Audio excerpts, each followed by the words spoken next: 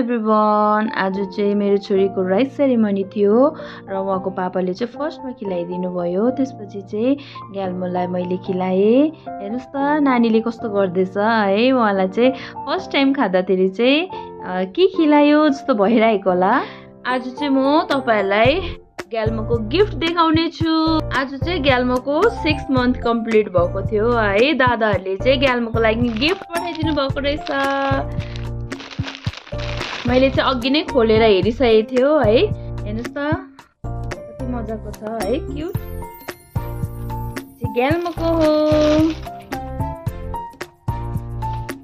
ग्याल्मोको dress.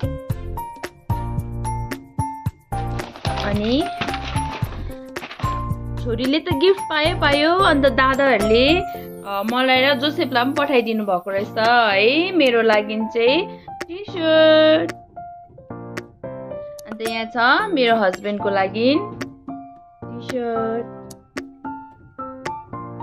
अनि यहाँ चाहिँ शेर्पा दादाले यो पनि पठाइदिनु भएको रहेछ ग्याल्मोलाई। थ्याङ्क यू शेर्पा दादा र सबैजना दादाहरूलाई थ्याङ्क यू। सबसे बेस्ट गिफ्ट चाहिँ मलाई यो लाग्यो। थ्याङ्क यू सो मच तपाईहरुलाई।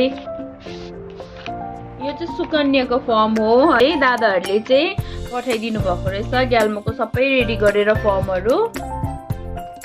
अनि यहाँ चाहिँ दादाले ग्याल्मोको लागि पनि पठाइदिनु भएको रहेछ पैसा।